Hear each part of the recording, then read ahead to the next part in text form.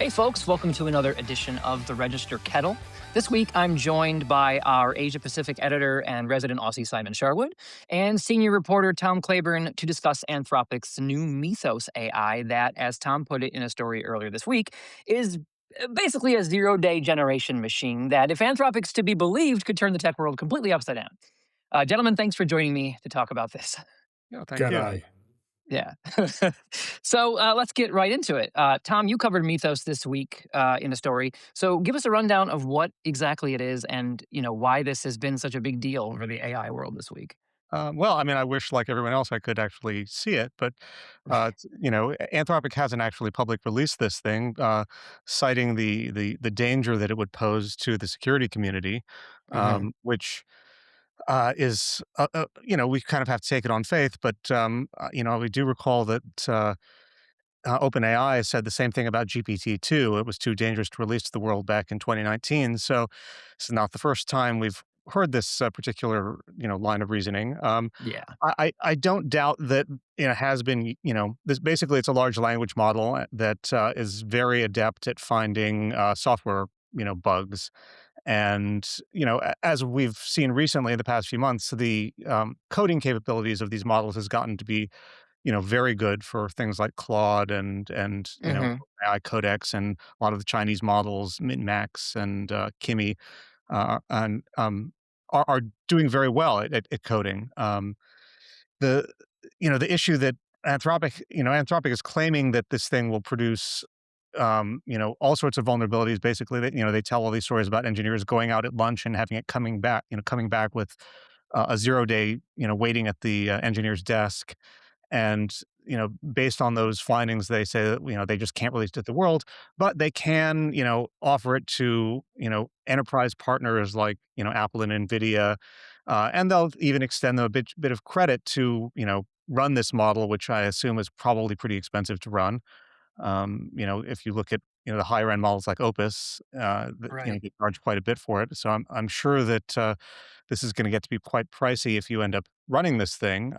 Yeah, I I mean, I would love to know, Yeah, did they mention size, anything has about that this thing? that we don't have a lot of detail about it. Yeah. But it's worth taking it with a grain of salt. I mean, I suspect Hmm. that it's pretty capable. But it remains to be seen whether this will actually, do anything. There finding the vulnerabilities isn't necessarily the biggest problem, and often making them operational is a bigger challenge. And you then have to have the infrastructure to exploit them. I mean, there are only so many, cybercrime gangs in the world that can really take advantage of this sort of thing. Uh, Sure, sure. I mean, I know, right. Like, so the idea seems to be on Anthropic's mind that this is more of this is an internal enterprise tool that you can use to, find security vulnerabilities that you and probably no other human would have ever drug up, right? Which yeah, obviously opens a whole other can of worms. Like, do we need an AI finding vulnerabilities that are 27 years old that no one managed to discover yet? I think Um, you another know, thing is do the vendors have the muscle and the resource to fix those vulnerabilities? And will they right? tell us what Mythos discovers and how they respond to it? Um, Yeah, I I mean, mean, it's let's imagine that Microsoft, runs Mythos against Windows and finds half a dozen, 9.9 vulnerabilities, but they're really hard to exploit. What does Microsoft do with that? What do they tell us they plan to do about that? right. Right. Yeah, it's kind of echoes another sort of statement that my wife always repeats to me when I tell her about the stories I write. And she's like, and we just have to ultimately accept what these companies are telling us is true. There's no real good way under the hood of these things. And especially if Anthropic's not going to give us any information about the model, its size, its capabilities, aside from saying, oh, it found a 27-year-old bug in OpenBSD and several thousand more issues, right? And yeah, okay, great. But that doesn't tell us very much, and, yeah, same with the companies, right? We have no idea if they're actually going to be honest with what this thing, uncovers. Speaking of the honesty, right? I mean, going beyond that, right? This is if Anthropic is correct and they're not overestimating and overdoing the capabilities of this model, I mean, this thing could be incredibly dangerous if it gets into the wrong hands. And as I understand it, it lives in the cloud for a lot of these companies that are participating in what it calls Project Glasswing. which is that program to get it into the hand of enterprise vendors. I mean, that seems like just an unnecessary risk. Like, hey, let's hand this thing out to a bunch of different companies and hope that none of them get broken into and have this thing Yeah, leak. so my first reaction when I learned about Mythos, was that, Iran, China, Russia will be immediately trying to see if they can get their hands on it, and then the next Hmm. day, in my news feeds, from Google and AWS was, a little notification, the same sort of thing that they would say for, instance type X is now available in region Y, except it Hmm. said, Mythos is live now. Um, Yeah. if you're a member of Project Glasswing, your credentials should let you get into it. And at that point, I kind of wanted to go and look at data from Ripe Atlas, or Cloudflare, or somebody who monitors the internet to see if there was a spike in traffic, as every hacker in the world goes looking for credentials from members of Project Glasswing. We Yeah. know that credential-based attacks are huge. And then I kind of thought about, when you hear about lawmakers being briefed on items of national security, they go into a secret room. It's a bit like Get Smart. They have to go through half a dozen checkpoints into a Hmm. underground bunker to see this thing because it's so dangerous. And I just kind of said to myself, does Mythos deserve the same treatment? Should it be running on an air-gapped cluster 100 feet under 100 miles underground? And you can only bring data code in on self-destructing DVDs. I kind of feel it's that dangerous. It deserves a bit more than just being in the cloud. You're Yeah, right, right. Like, you gotta really hope that you don't have a leaky AWS credentials somewhere out there, or that your Google Cloud credentials haven't been harvested, or someone, right? Like, that's the thing too, right? With credential-based attacks, I mean, it's not hard to get a hold of credentials from someone at a company, right? They're out there, you yeah, know? and Uh, we know who the members of Project Glasswing are. yeah, Yeah, they publicized and all of it. I think they mentioned, like, what, 20 different names, and then they said that there was a whole bunch of other enterprise companies that they were also participating with. So they didn't name everybody, but they named some of the most big, influential, and important players, in the industry, Apple, Amazon, Microsoft. I mean, God, it's a who's list, yeah, of the absolutely. industry, And right? let's not kid ourselves. Intelligence agencies know who's on the senior security team at big tech companies. They know who they are, Oh, and they yeah. know they're great targets. Yeah. I mean, Um, also, I mean, if you have the credentials, though, I mean, in some ways, you don't need to go break into Mythos to get a 0 day to then break into a system. well, You're yeah, in that with the too. credentials. Yeah. That's And, true. I mean, to me, there's also a thought experiment. I mean, if this thing is so good at finding bugs and operationalizing exploits, couldn't it also do fixes? I mean, is this Isn't that supposed to be part yeah, I mean, of its I mean, process? isn't this, maybe the outcome of this is just, there's a little bit more, CI/CD work where you have an automated scanner going through and fixing stuff up with the latest model, and you're good to Mhm. go. I mean, if I don't see why the technology is only usable for offense, and I mean, you could be spinning this like, oh, your security is done, because you have this, robo fixer on duty, which, with the fact that they're not saying that tells me that maybe the offensive capabilities are also not quite as much as they say. Right, right. They're not billing this as a replacement for your entire security team, right? Like, run this in your environment and you're never gonna have to worry about anything Right. again. Right, which is kind of contrary, I feel like, to some of the other language in the release, right? I think one of Yeah. the specific things that I thought was really interesting, in your story was I think when you pointed out that, was it Opus 4.6, is which is like the other kind of big Anthropic model, it can develop exploits at a success rate of slightly over 0%, right? But Right. Mythos apparently generates working exploits 72.4% of the time. Yeah. Um, that's, I mean, according to Anthropic, again, right? That's a pretty staggering number. But again, right, like you've pointed out, there is kind of a, offensive cybercrime is sort of a path of least resistance sort of thing, Right. right? You're not going to swordfish your way in if you've got someone's credentials, Yeah. So it might be the sort of thing that getting your hands on a Mythos model, might be more work than you're willing to put in if you're just trying to go for a quick snatch and grab. But, you know, if you manage to get your hands on a copy of that tool, you might have infinitely more capabilities after you manage to acquire it. Yeah. Yeah, I mean, it's worth keeping in mind also that making a comparison with Opus 4.6 can be Mhm. tricky because it's not clear whether they're including, the security versions of that. I mean, there are versions of Gotcha. these models they make available to security researchers with relaxed guardrails that are far more capable of doing security work because they don't refuse you all the time. I mean, having spoken with several people who work with these models, there's a lot of frustration if you don't have access to the guardrail removed version because it's just not that capable. Yeah, yeah, so that could be the case too there. Again, trying to sorta add a little extra shine to it by comparing it to a model that's not even designed to do that in any way, shape, or form. So, don't know. Mm. I also have been thinking about this kind of in terms of like what Stephen J. Vaughan Nichols wrote in an editorial we published today um, about some of the other kind of concerns that he sees around. Mythos, and one of the things that he mentioned was the fact that there's been a lot of concerns amongst the developer community right now about just the fact that AI bug reports are overwhelming them to the point where, what is it?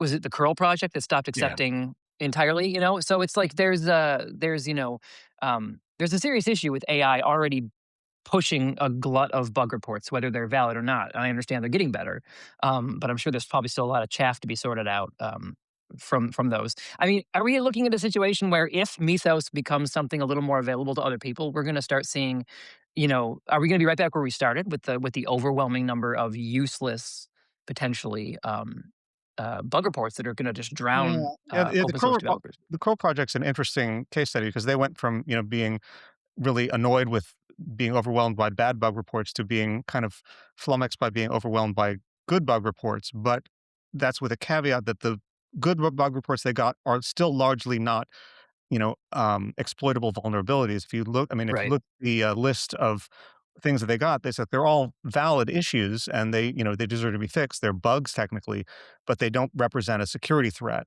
And so they're not churning out. In other words, they're not creating more CVEs. They're right. just creating a little bit more work for these people. And I think part of this whole problem is figuring out how you um, change, human workflows to deal with all the extra automation that is coming down the pipeline that has to be processed. I mean, it I'm creates kind of more work. waiting for people to join the dots and Okay. say we need AI to process this flood of AI generated bug Yeah. reports. Um, I was, Meta AI. yeah, yeah. But I was with Nutanix this week in Chicago, which is why I'm able to join the kettle in a sensible time zone. And they had Kelsey Hightower show up, the former Google chap and the kind of like Kubernetes luminary, and he had this great line about conventional scripting and conventional automation with Bash and curl being what he called a zero token architecture. um, and he was kind of saying, hey, tech guys, tell your boss you've figured out how to automate stuff and consume zero tokens. So maybe there are some conventional answers to dealing with AI slop and torrents of AI bug reports. God, I hope so. Because there's a lot of AI slop out there. I think what is one of the other things that Stephen mentioned was made the argument that if Mythos is as good as Anthropic claims it is, right? It's a closed proprietary model, right?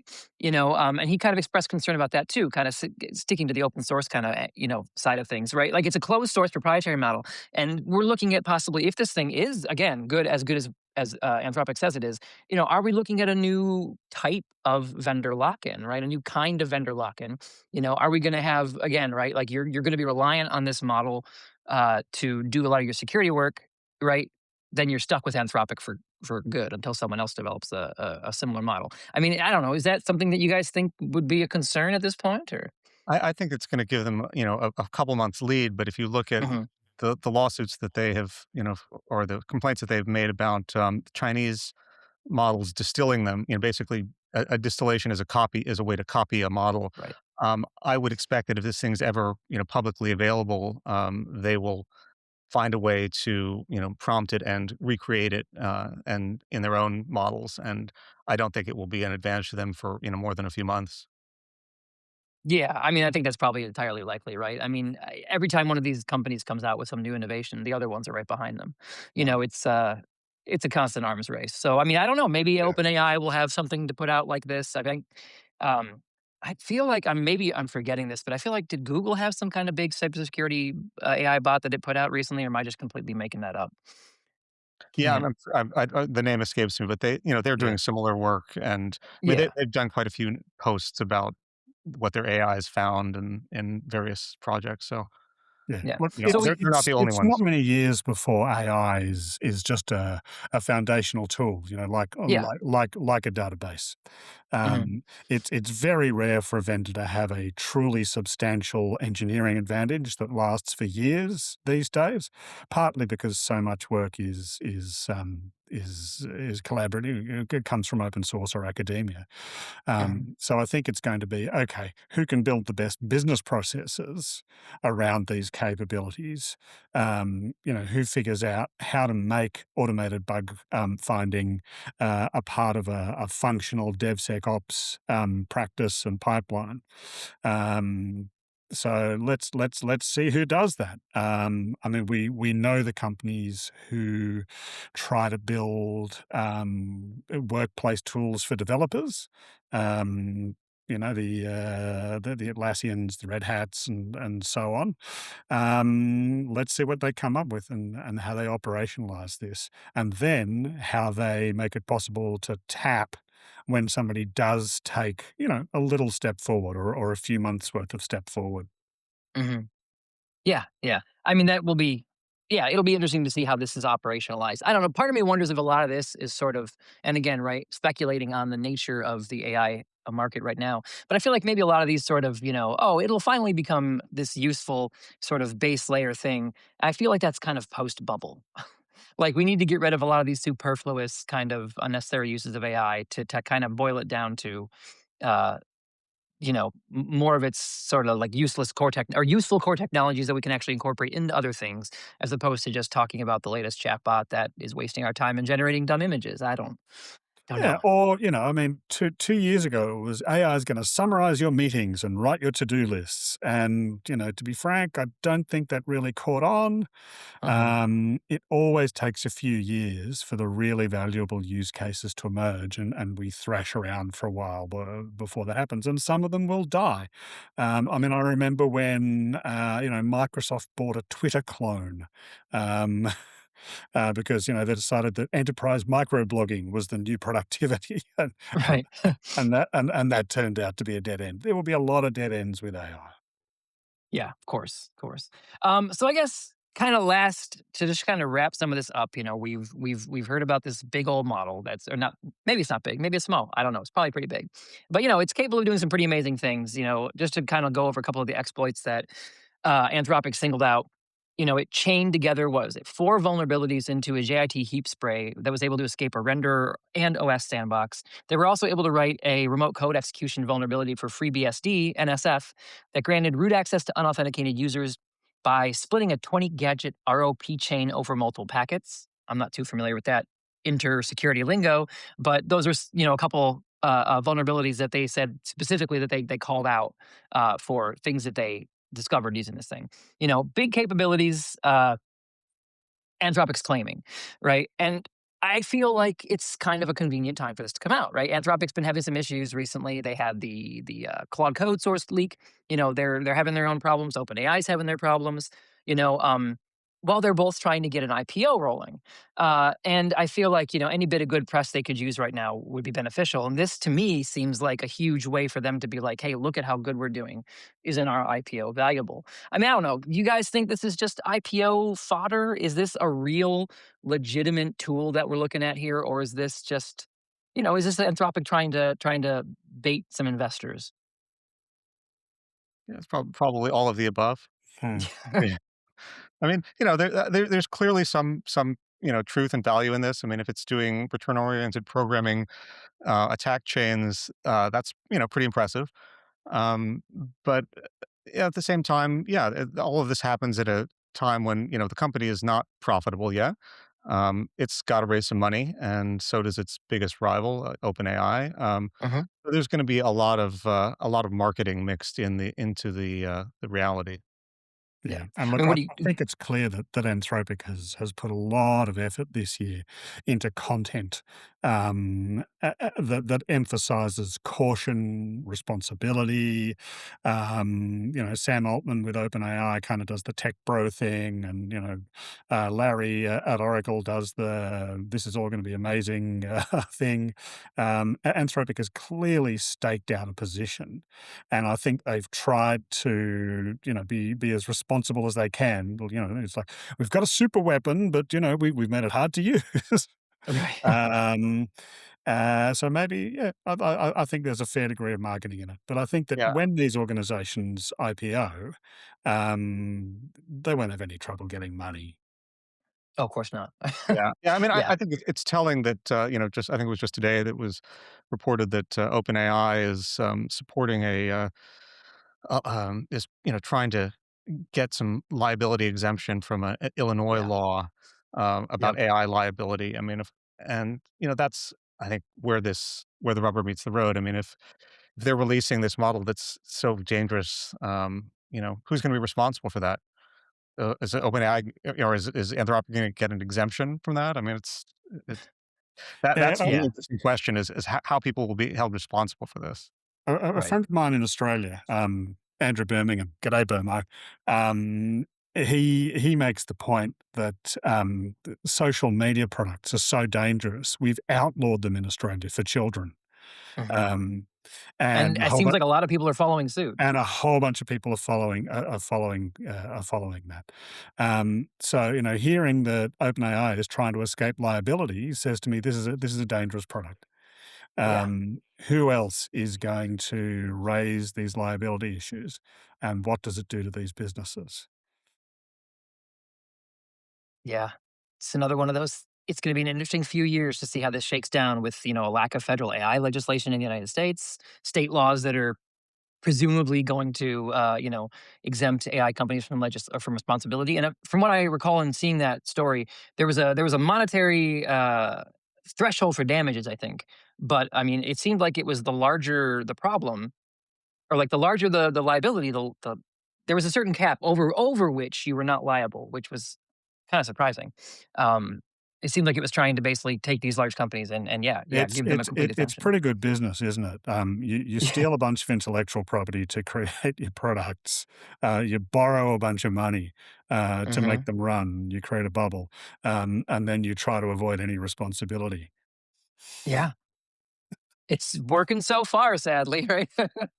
Well, I guess we'll see, in the coming months what Mythos has in store for us. If any more news comes out about it, or if these companies share any information about what it's discovered and how actionable these vulnerabilities are, we'll just have to come back and maybe do an update on this in a few months and see where we are. So, guys, thanks so much for joining me to talk about this today. I know this is one of those things that I'm sure we're going to keep discussing this. I'm sure for a while. So, we We're gonna will. have to. Oh, absolutely. It's not going anywhere. And no matter what comes of it, we will be here on the kettle to discuss it with you in the future.